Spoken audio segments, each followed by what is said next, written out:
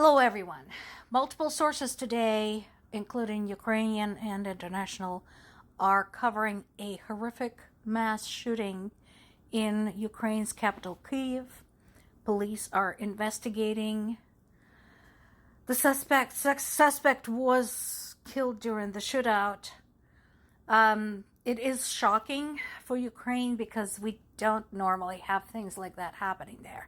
I mean, we have our cities shelled right now because of the war, but mass shootings are not the kind of thing that happens in Ukraine. So this is a tremendous shock, tremendous trauma to the entire country that is already in dire straits. Here's what we know right now. Ukraine's security services are characterizing it as an act of terror. The gunman basically was walking through and suddenly opened fire on the passersby. He killed 6 people. He then barricaded himself in a supermarket and took hostages. The police tried to negotiate with him, and he refused and was killed after a 40-minute standoff.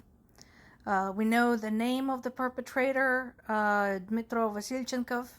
He is a Ukrainian citizen who was initially born in Moscow.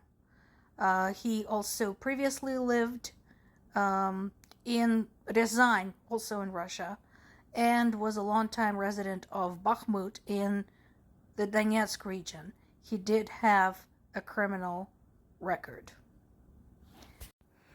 Among the wounded is a 12-year-old boy whose parents tragically were killed by the gunman. And again, this is insane. It is extremely rare. This doesn't happen in Ukraine. The security services are interviewing the man's neighbors, and basically they're saying, he kept himself to himself, did not interact with anyone. Which is, by the way, atypical. Ukraine is very much one of those countries, for the most part, where neighbors know one another. It's not uncommon to ask your neighbors to, check on your apartment when you're away on vacation or on a business trip, or give the neighbors your keys to grab your mail and water your plants. So it's got kind of this very small town kind of mentality. So somebody just completely not interacting with their neighbors at all is not typical. And again, people are very much in shock. There is a strong suspicion that this man may have been brainwashed by Russian propaganda. But again, this just happened, so we don't know enough to tell. Ukraine's security services are coming under fire because right now the police presence in the street is fairly heavy because, again, we're under war conditions, and it is necessary to minimize any kind of panic during an air raid. And so there are questions being asked why the gunman wasn't apprehended sooner, where were they, and so on, which is, again, something that is bound to happen. So when we know more, I will definitely let you know and provide a follow-up.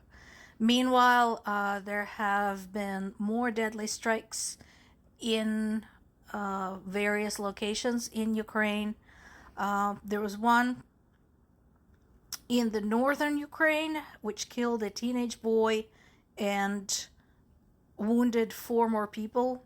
This was in Chernihiv.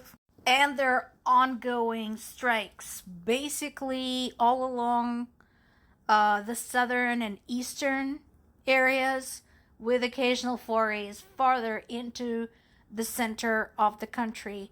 Although lately, fingers crossed, there haven't been a lot of big strikes in the west. Most of them are focused in the north, along the eastern regions, like the Donetsk, Luhansk regions, and of course the southern regions like Zaporizhia, Dnipropetrovsk, etc. Today, when I was talking to my parents, we were actually watching the Strikes app, and we had to wrap up the conversation because another air raid was announced. The sirens went off, the alerts went off to the area. So that is the reality. Now, something else interesting happening among the Russian bloggers. Again, I want to say to everybody, do not hold your breath for a sudden change of heart in Russia. Sudden overthrow of Putin or anything like that. But it is noteworthy. So a popular Russian content creator, influencer, Victoria Bonya, had recently posted an 18-minute video warning Putin that his problems domestically and internationally were mounting. She focused on the domestic climate, saying the people are afraid of you, artists are afraid, governors are afraid. And the video, which she posted on Instagram, garnered 26 million views and more than 1.3 million likes in the course of 4 days. Now, that is a very risky thing to do in Russia, and we already know that, because that could land you falling out of the window mysteriously or developing an unexpected heart attack or anything like that.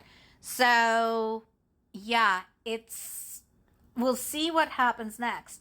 She did stop short of directly accusing Putin of destabilizing pretty much every area of Russia's existence with this pointless, hideous, unprovoked war in Ukraine. But it wasn't a bad message. It wasn't a bad way to say it. Because it's one thing, for somebody like Putin, his cronies, etc., to say, you know what, we don't care what the fuck the rest of the world think of us. But in this case, she didn't talk about the rest of the world. She talked about Russian people. And the fact that, yes, people are scared of Putin is very, very real, especially when we get news of yet another high-ranking official or oligarch or family member falling out of favor and then falling out of the window. So we'll see what happens next. I'm not going to celebrate, but like I said, noteworthy. Definitely keeping an eye on this one. More to come.